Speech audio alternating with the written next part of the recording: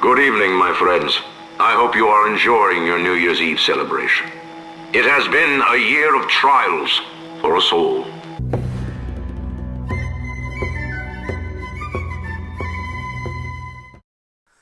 When classical liberalism first gained prominence as a political movement in Europe and the Western Hemisphere in general, the ideology was closely tied to national struggles for independence against large empires.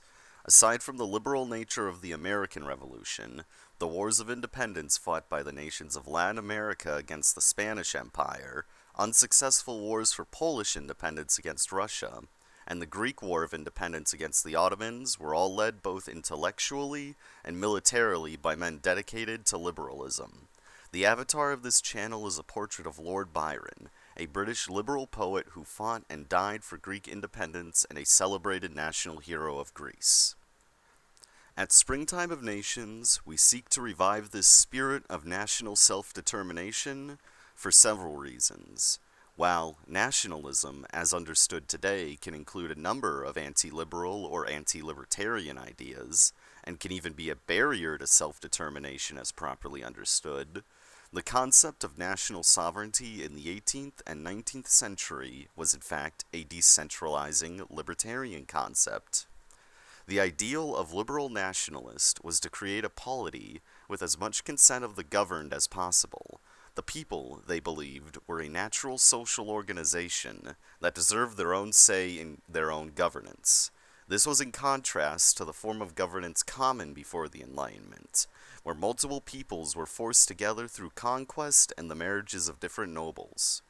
This revolution in conception of governance introduces the idea that at least some government is inherently illegitimate, and that rebelling against these governments is justified or even morally obligated. This brings us to the modern day, specifically to modern-day Ethiopia.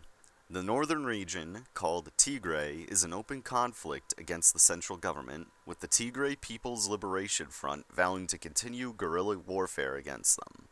The conflict itself has gone horribly bloody in the last month or so, but what should libertarians think about the cause of the Tigrays?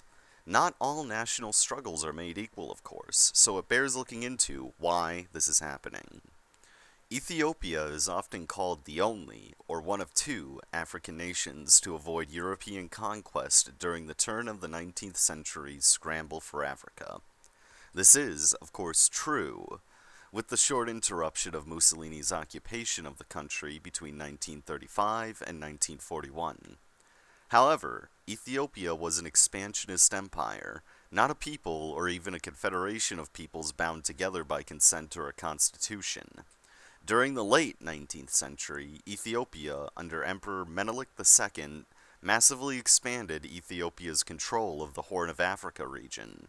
The overthrow of Emperor Selassie in 1974 and the creation of a one-party Marxist-Leninist socialist state did not change this fact, as Ethiopia fought a 30-year war to keep Eritrea in their grasp. When the Soviet Union collapsed in 1991, the Ethiopian Derg regime, like many communist client states, fell. It was defeated by a coalition of ethno-regional forces, most notably the Tigray nationalist. When a new Ethiopian constitution was created, the coalition forces sought to create a multi-ethnic confederation of autonomous peoples. The reality, unfortunately, is more complicated.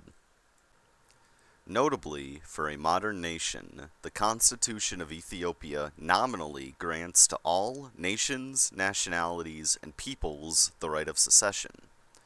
The process for secession must involve a supermajority approval of a referendum and a peaceful transfer of power from the federal government to the transitional national government. Seems reasonable, right?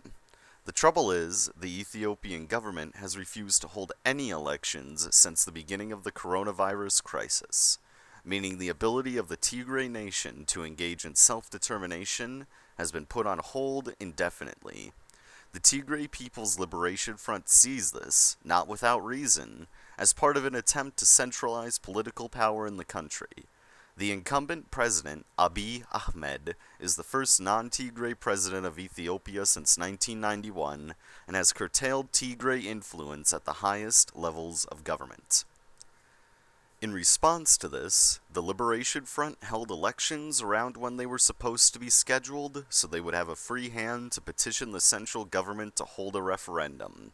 When the Ethiopian government declared this election illegal, the Liberation Front forces preemptively attacked central government forces, and the conflict has been ongoing since November 4th, 2020.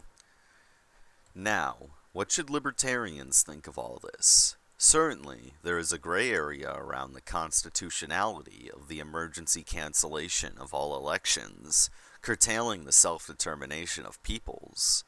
But is the Tigray People's Liberation Front a libertarian or classical liberal organization? Not at all. In fact, like most political parties in Ethiopia, it is quasi-communist. So why the hell should libertarians care who kills who in this battle?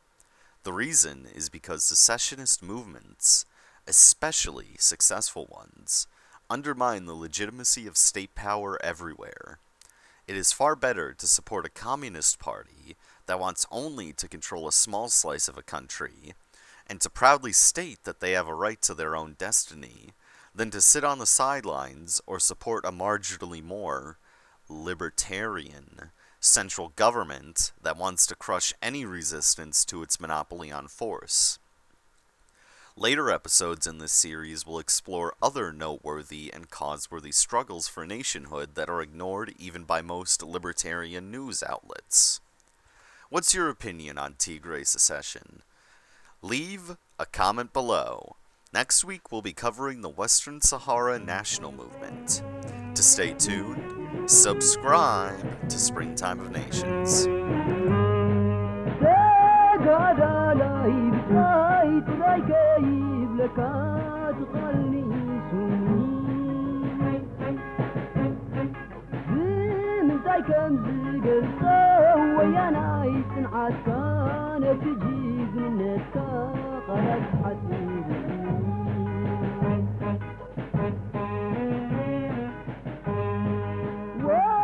كمس زيت بالبيت